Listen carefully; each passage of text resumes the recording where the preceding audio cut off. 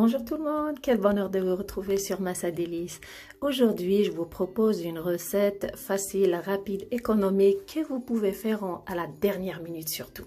Qu'est-ce qu'on a besoin pour la faire? Alors, premièrement, on a besoin du poulet. Moi, je vais utiliser des pilons de poulet que j'ai nettoyés. Je les ai débarrassés de l'excès de graisse qu'on peut trouver sous la peau. Puis, je les ai rincés, je les ai trempés dans de l'eau avec une cuillère à soupe de vinaigre et de sel. 5 minutes après, je les ai rincés, égouttés et voilà le résultat. Et j'ai besoin aussi, de pommes de terre. Vous pouvez utiliser juste les petites pommes de terre si vous les avez. Sinon, vous prenez les petites et les moyennes. Alors, pour les petites, qu'est-ce qu'on fait? Une astuce très importante, c'est de les piquer avec un couteau. Voilà, juste les piquer. Pour les pommes de terre moyennes, on doit d'abord les couper, puis les piquer. Voilà, pourquoi les piquer avec un couteau? Parce que c'est un processus qui va permettre à ces pommes de terre de s'imbiber de tous les ingrédients, surtout des épices et de la marinade. Et aussi, à la fin de la cuisson, vous allez avoir des pommes de terre tendres. Voilà. Maintenant, c'est quoi les autres ingrédients? Alors, j'ai du persil, une bonne poignée de persil coupé en petits morceaux. J'ai aussi une carotte moyenne que j'ai râpée. Voilà.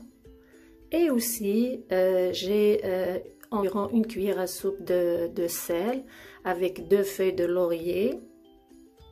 Puis j'ai une tomate moyenne râpée.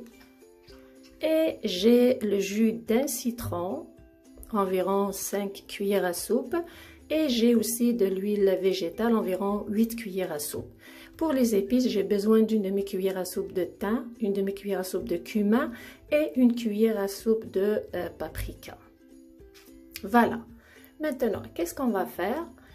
On prend notre poulet, voilà. Vous pouvez utiliser n'importe quel morceau de poulet auquel je vais rajouter les pommes de terre, puis je vais rajouter aussi les carottes et le persil. Puis, je prends la tomate râpée. Voilà, je vais la rajouter. La tomate va aider à humidifier les pommes de terre et le poulet.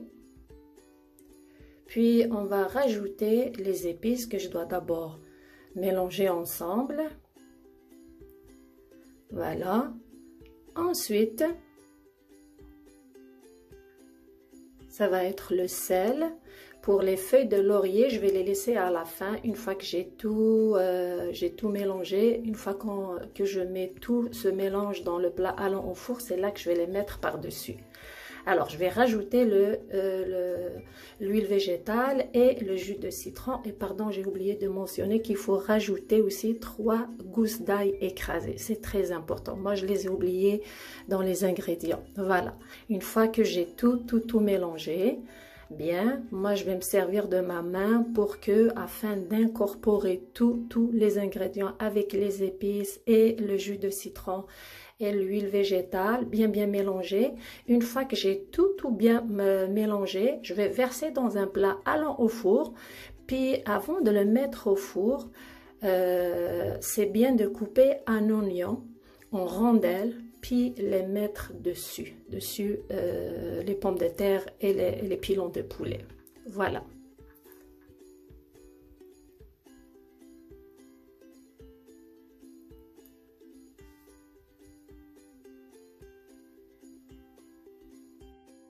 Voilà, une fois que j'ai tout versé dans un plat allant au four, j'ai coupé l'oignon en rondelles. Puis je mets mon plat au four à 350 degrés pendant 1 heure. Après 1 heure de cuisson, mon plat enfin il est prêt. Donc pour vérifier la cuisson, vous pouvez piquer les pommes de terre et le poulet avec un couteau. Si c'est tendre, donc c'est prêt.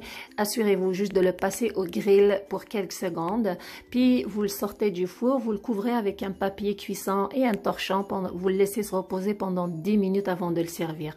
Quand vous pouvez l'accompagner avec l'une de mes salades que j'ai dans ma chaîne, telle que la salade de taboulé à la grecque que j'ai faite dernièrement, c'est un délice. Là, c'est fini pour aujourd'hui. J'espère que vous allez l'essayer. Surtout, prenez soin de vous.